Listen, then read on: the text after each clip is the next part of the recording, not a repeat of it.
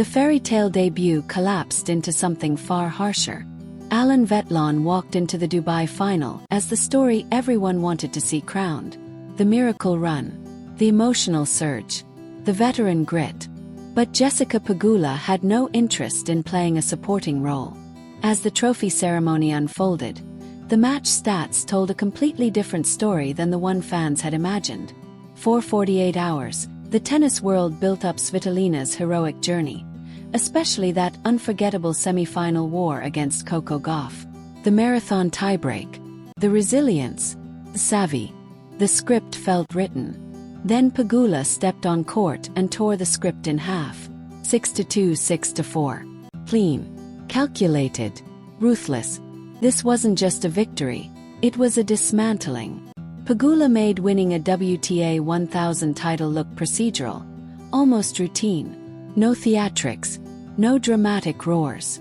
Just flat, penetrating ground strokes and relentless precision. She doesn't need highlight reel winners. She simply stands on the baseline, takes the ball early, and methodically removes options until her opponent has nothing left. The contrast couldn't have been more dramatic. Svitolina's semi-final was an emotional 3-hour battlefield, capped by a 28-point tiebreak that drained everything she had. Everyone knew fatigue might creep in, but many believed adrenaline would carry her through the early stages of the final. Pegula never allowed that window to open. She smothered momentum before it could breathe. And that's where this match was decided. The match was over before it ever had the chance to become compelling. Pegula won 32 return points. Svitolina managed just 13. 13 return points in an entire final. That's not competition. That's controlled repetition. When you win only 13 points on your opponent's serve, breaks become a fantasy. Svitolina earned just 3 breakpoint opportunities all afternoon, converting 1. That's it. Meanwhile, Pegula operated in total comfort on serve, collecting 35 service points across 8 games without looking remotely pressured. And here's why. Pegula landed 69% of her first serves. The ideal balance. Aggressive enough to dictate, consistent enough to avoid gifting free looks. But the devastating number is what followed.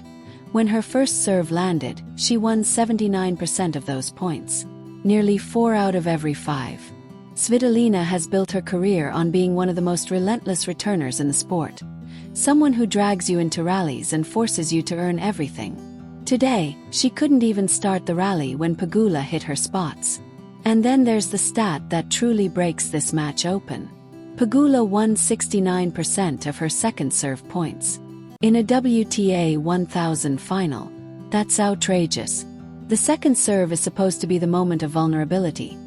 The invitation for returners to step inside the baseline and seize control. Winning nearly 70% of those points means your baseline game is untouchable. It means even when you miss the first serve, you're still dictating. Pegula rolled in second serves with zero hesitation, completely confident she'd win the rally anyway. Now compare that to Svitolina's 41% second serve win rate. 41% isn't a weakness. It's a crack that turns into a fracture. Every missed first serve became an opening. Every second serve became an opportunity for Pegula to step forward, take the ball early, and immediately shift the balance. That's not just efficiency. That's suffocation. The moment Svitolina missed her first serve, the point already felt tilted. Pegula was stepping inside the baseline, striking early, driving the ball flat and skidding it low through the Dubai surface. There was no hesitation, no second thoughts, just immediate takeover. Those 5 double faults, they weren't random errors. They were signs of urgency, maybe even panic. Svitolina understood what was happening. Her standard second serve wasn't holding up. Pegula was attacking it without mercy. So she pushed harder, tried to find the lines, tried to squeeze out a few extra kilometers per hour. But tired legs don't cooperate under that kind of pressure. And the breakpoint numbers expose the imbalance completely. Svitolina saw 3 break opportunities all match. Pegula created 11 in just 16 total games. That means nearly every Svitolina service game featured Pegula applying pressure, forcing 30 to 40 scores, pushing deuce, leaning forward like a predator circling. Converting 4 of those 11 chances was more than enough.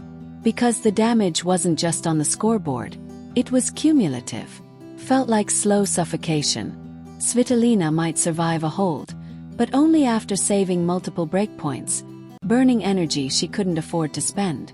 Then she'd sit down and watch Pegula hold at love in barely over a minute.